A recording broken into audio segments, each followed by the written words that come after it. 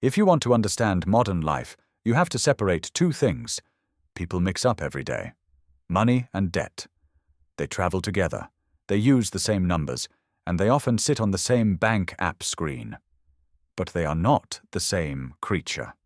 Confusing them is how people get lost when they hear phrases like printing money, national debt, or banks create money. So here is the promise of this episode. By the end, you will be able to look at any headline about money or debt and ask one simple question that cuts through the noise. Is this a new asset, or is this a new promise? Start with money in its simplest form. Money is what people accept in payment. It is the thing that settles a purchase. If I hand you something and you accept it as final payment, that thing functions as money. Historically, that could be coins, shells, salt, or paper notes. Today, most of what we call money is not paper. It is bank deposits, numbers in accounts that can be transferred to someone else. Now, debt. Debt is a promise to pay later. It is a claim on future money. A debt contract says, I will give you money in the future, and I may pay you interest for the wait. Debt is time. Money is settlement. That difference sounds small until you see what it does. Money ends an obligation. Debt creates an obligation. Here is the quickest way to feel it. Imagine you buy a bag of grain. If you pay with cash, the deal is finished. No one owes anyone anything. Now imagine you buy the same bag with an IOU. The seller gives you the grain, but the relationship is not finished. It continues until you repay. That continuing relationship is debt. So why do people confuse them? Because in modern banking, new debt often creates new money at the same moment. When a bank gives a loan, it typically credits your account with a deposit.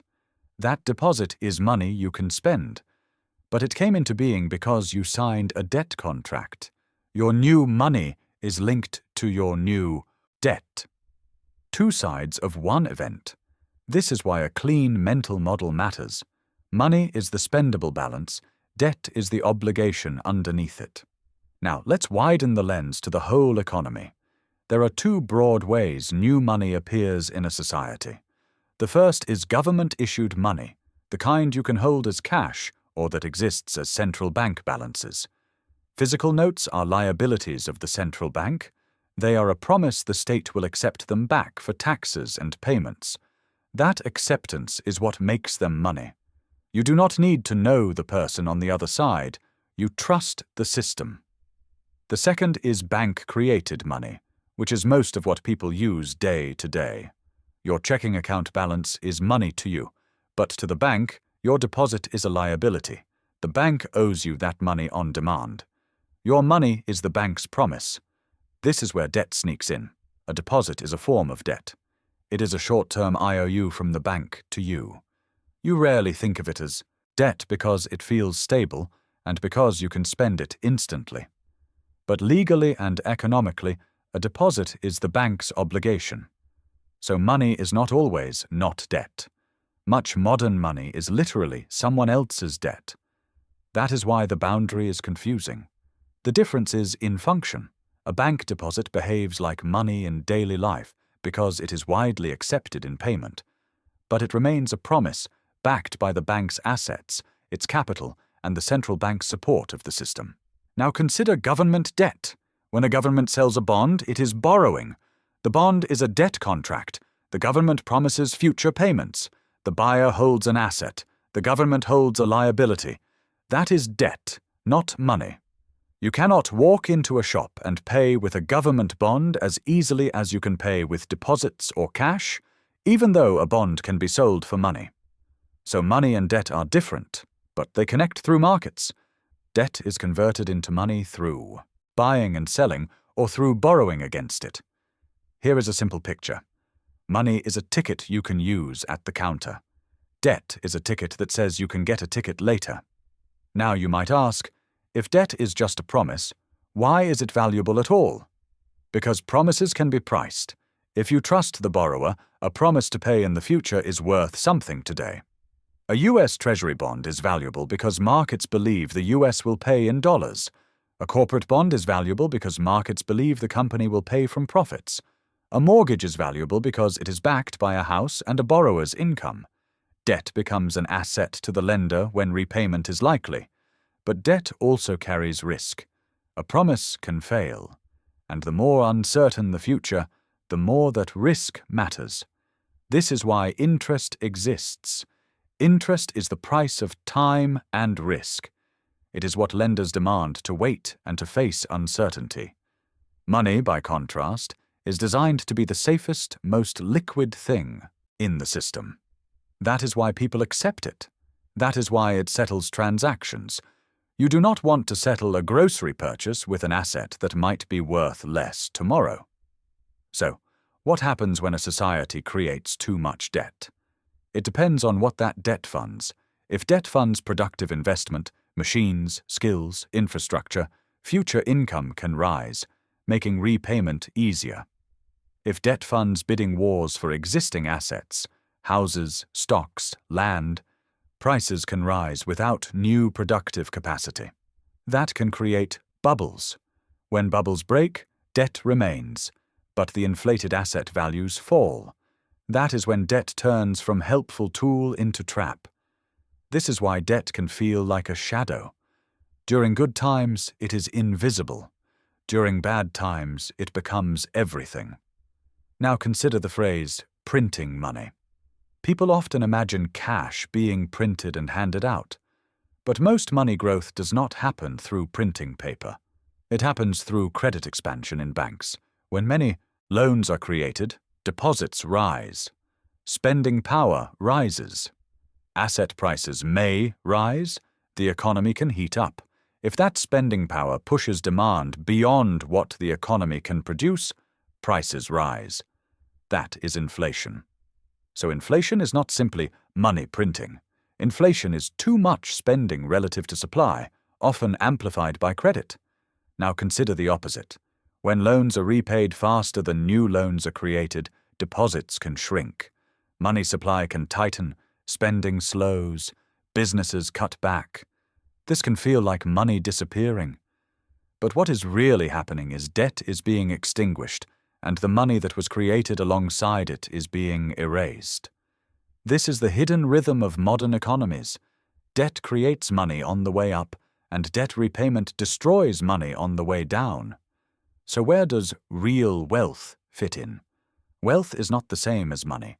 Wealth is what you own that has lasting value.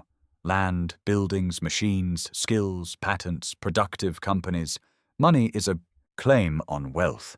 Debt is also a claim on future money, which is a claim on future wealth. These are layers of claims sitting on top of real resources. If you want a clean hierarchy, think like this. At the bottom is the real economy: goods, services, labor, energy. Above that is money, the settlement tool. Above that is debt, the system of promises about future money. Now, a practical question. If money is often debt, does that mean the system is fragile? It can be. Because if the system is mostly promises, confidence matters. Banks lend long and borrow short. Deposits can be withdrawn quickly. If people doubt a bank, they rush to convert deposits into cash or move them to safer banks. That is a bank run. It is a trust crisis. That is why modern societies build stabilizers: deposit insurance, central bank liquidity support, capital requirements, and supervision. These are mechanisms to keep bank money behaving like money even under stress. Now let's address one more confusion. If the government owes debt, who does it owe? It owes whoever holds the bonds: households through funds, pension systems, banks, insurance companies, and foreign investors. Government debt is an asset for those holders. The interest payments flow to them. In that sense, part of the debt is a transfer within society, from taxpayers to bondholders. That is why the national debt is not simply a bill handed to future generations. It is also a set of assets held today. But government debt can still matter. If debt grows faster than the economy's ability to support it, investors may demand higher interest. Higher interest raises borrowing costs and can crowd out other spending. If inflation rises, bondholders demand compensation. If confidence weakens, refinancing becomes harder. Government debt is manageable until markets doubt the ability or willingness to pay. Here is the most important distinction of all. A government that issues debt in a currency it controls is different from a household. A household cannot create the currency it owes. A household must earn it. A government that borrows in its own currency can always create the currency to pay, but it cannot always do so without consequences. The constraint is not running out of dollars.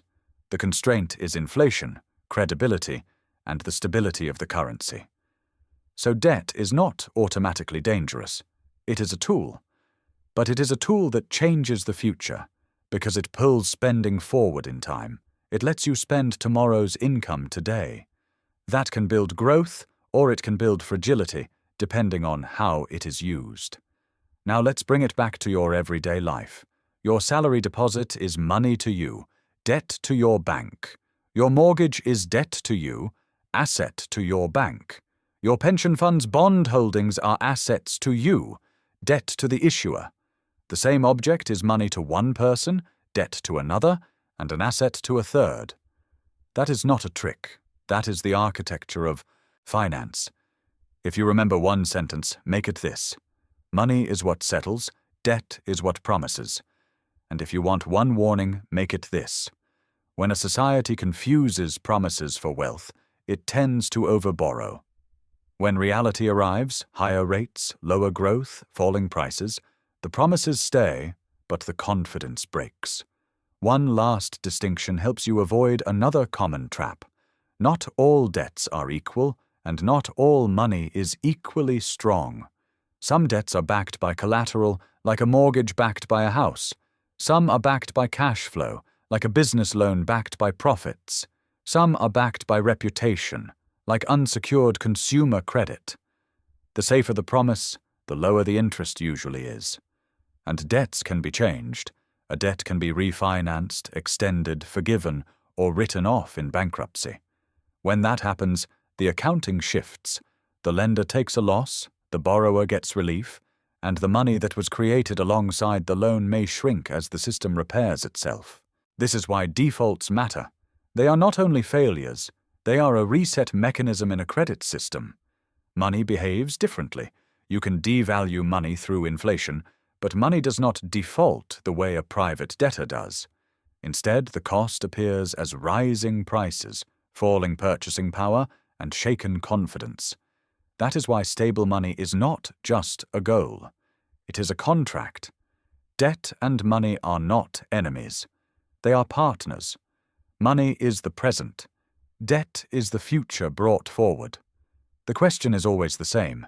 Is the future strong enough to keep the promise?